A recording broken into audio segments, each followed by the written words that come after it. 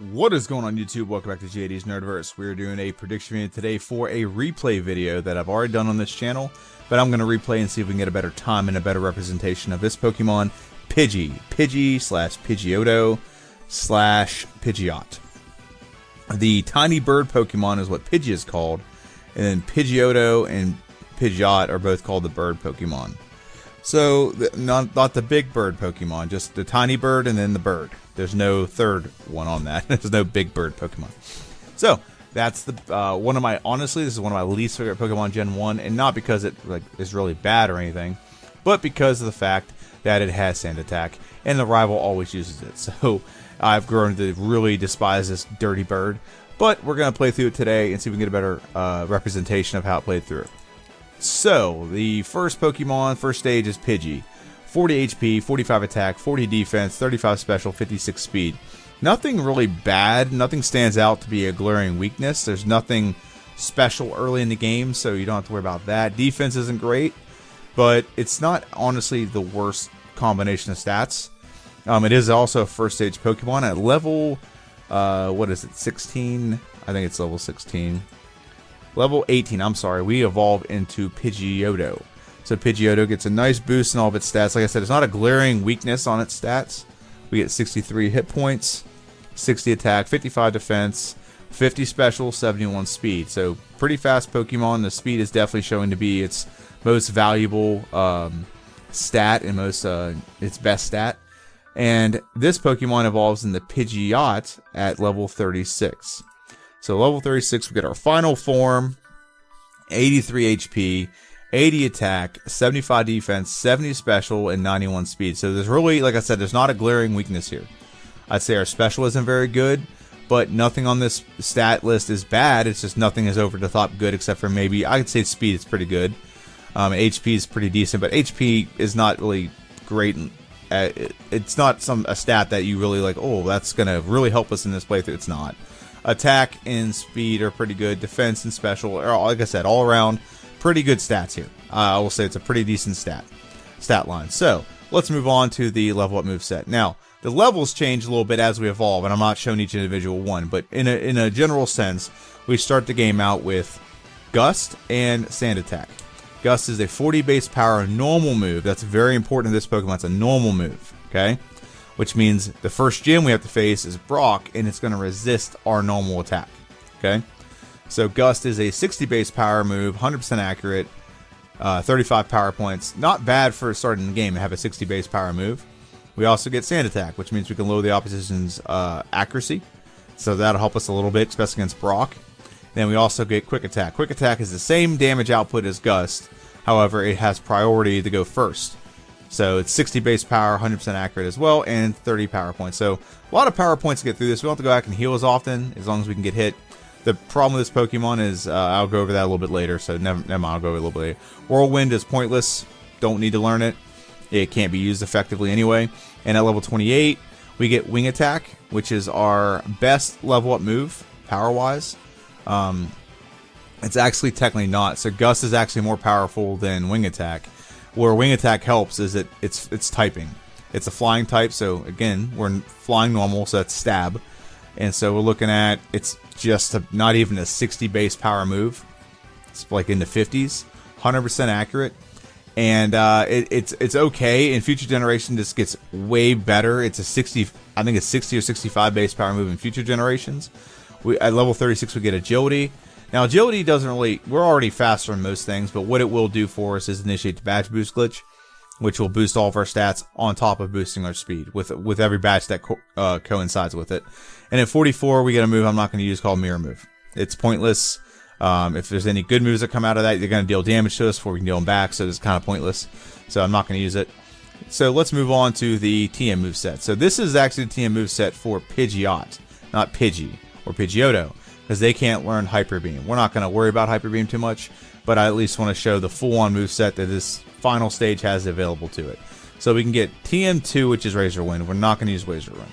Razor Wind is 80 base power, 75% accurate, but the problem is it's 2 turns. So there's other moves we can do that are going to be more powerful, rather than wasting 2 turns doing a move that might only hit 25% of the or it's going to miss 25% of the time. And anything below like 90 or 85% accurate feels like it misses, like it's a 50-50 shot of missing. Whirlwind, like I said, is pointless. Toxic is pointless for us. We get access to Takedown, Double Edge, and Hyper Beam. All three of those moves are normal type moves, so we get Stab out of those. 90 base power for Takedown. I don't think we're going to use Takedown. We're not going to. It has recoil, and it has 85% accuracy. So Double Edge is 100% accurate, or 100% accurate, and is 100 base power, plus our Stab is 150. So that one makes a little bit more sense. Now, I don't know if anyone's gone back and watched any of my videos, but I did a ranking system of all the flying types, all the flying birds in flying normal types in Gen 1. And this Pokemon does not get Body Slammed. I think it's a really big hindrance for this Pokemon. Not getting Body Slammed, not getting that 85 base power, 100% accurate move that with Stab is a very big hindrance for this specific Pokemon. So we're going to try to mitigate that somehow, some way. Hyper Beam may be the way we do that. We have to get it very early. Mimic is a move we can get as well. It will basically help us copy an opposition's move. Don't know how effective that'll be, but it's there. Rage, I'm not going to go over Rage. We don't need to use it. This Pokemon Double Team's outlawed. Reflect can up our defense, but I doubt we're going to use it. Bide may be added early just to have an extra move. Now, this is a move that I am pretty sure I completely neglected and forgot about for this playthrough, for this Pokemon specifically. That's Swift. Swift is a 60 base power, 90 base power with Stab, 100% does not miss move except for against Ghosts. That is the only move that it can't hit. The only thing that can stop it from hitting is Ghost type. Okay? So even with like Sand attacks, with all that stuff, Swift will still deal out some pretty good damage. So looking at movesets, we'll look at moveset here in a minute because Sky Attack's available. I don't like Sky Attack. I'd rather choose Fly.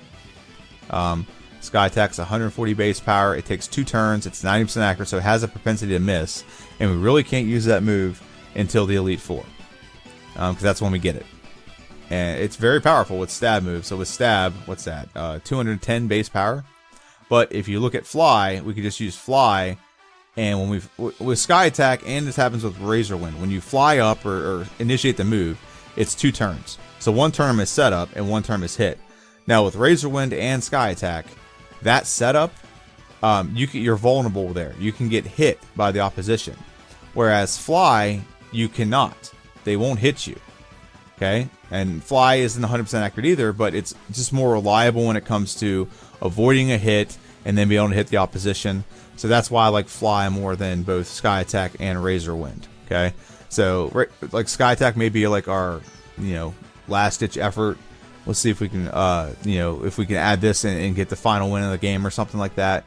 But Fly will be a lot more reliable. The only downside of Fly is we can't remove it. So, but that's our moveset. Now let's move on to the rules, and we'll go over the prediction for this game. So the prediction is you can only use the primary Pokemon, Pidgey, Pidgeot, or Pidgeotto or Pidgeot in battle. The other Pokemons you can use are for HMs only in catching Pokemon for HMs. The second rule is running clock with 3 exceptions. One is Lieutenant Surge's Gym. One is when we get over encumbered with stuff, we can pause the timer, sell some stuff, buy some stuff. Nothing that advances the plot so much, just things we need to get to progress through the game, or things we need to sell so we can get money to buy things to progress through the game, whatever. And the third rule is if we need to buy a move from the Rocket Game Corner, it takes a lot of time to sell coins because in Gen 1 you can only buy 50 at a time. So what we can do, pause the timer, go sell the coins, come back, and move on from there. Okay? And the third rule is no glitches or exploits. We are allowed to use the badge boost glitch. The Pokédoll and Missing Go glitch are not allowed in this game. And also no items in battle except for one that's Ethers. And I've done that just for the sake that if I forget to do, like, check on my moves or something, we're not going to cost our Pokemon a reset and go back to a save point. It's just me mitigating my negligence, and that's the human error in the game and fixing that. Also, while you're here, subscribe, like, share, subscribe, comment, all that good stuff. It helps. This is a channel run by one person. All the editing, all the voiceover, all the gameplay, all done by one person. So any kind of liking or supporting you do is very helpful. It helps the algorithm when you comment and like and subscribe. So just take 2 seconds and do it. It'd be really appreciated. Also follow me on Twitter and Instagram. Twitter, JD's Nerdverse. Instagram, JD's_nerd_verse. Now let's get back to the first slide. Oh, that's not the first slide. and let's give the prediction for this Pokemon. So this Pokemon, the last time I played through, the time at which it took to get by was about an hour and like 58, 59 minutes. Okay. Now that was early on in my playthroughs. This was the 6th playthrough I think I played through as. Still young in the playthrough game, still learning. So I think we can do a lot better than that. My goal is to get this down to about an hour and 45, hour and 50 minutes. I think having Swift will be very helpful because it doesn't have to have a recoil damage. So yeah, that'll be very helpful. There are a bunch of things we're going to do to mitigate. I didn't use carbs and calciums back then. So if I'm looking at like the Pidgeot's stats, I probably want to increase its attack stat. I probably want to increase its speed. I don't know about defense or special. I don't need to increase any of those. None of my moves are special moves. So yeah, we look at our moveset. Nothing we can get via level up. I don't know if Wing Attack is special. I don't think it is. I think it's a physical damaging move. And then when we look at our TM moveset, we have what? Swift is normal, Sky Attack's normal, Hyper Beam's normal. Nothing here is special. So I don't know why our special is very high other than for defensive purposes. So yeah, I just don't see a point in this Pokemon having a high special. So I think we're going to give Carbos to our attack stat and our speed stat to make sure we can outspeed. And maybe a little bit for defense, but and maybe something like our last couple things we can buy, just up our special just so we can have a little bit better defense against things. Because late in the game you do face a lot of special attacks rather than normal attacks, so it's good to have it. Yeah, I think it's to be an hour and 45, hour and 50 minute playthrough. I think the biggest hurdle with this Pokemon, we have two. Brock isn't really a hurdle because you can get by him because you have Sand Attack to really help you with a bunch of things. One of the hurdles we're going to have is Lieutenant Surge's gym, but we're going to outspeed a lot of his Pokemon. As long as we can get pretty powerful, we can do that. And the other hurdle we're really going to have in this game is Lorelei. Lorelei is going to be a pain in the butt. She has ice moves. We are weak to ice. There's nothing electric in Elite Four, so that's good. But Lorelei having ice moves is going to be a huge wall we have to overcome. So that is why I want to get our attack stat and our speed up. So one, we can outspeed, and two, we can just attack and maybe knock her out in one hit early in the game. So yeah, that's my video. That's the prediction. This came out 11, and the actual playthrough will come out at 2 o'clock. So stay tuned for that. And without further ado, that is my video. I'll see you all in a couple hours. Have a good one, and see ya.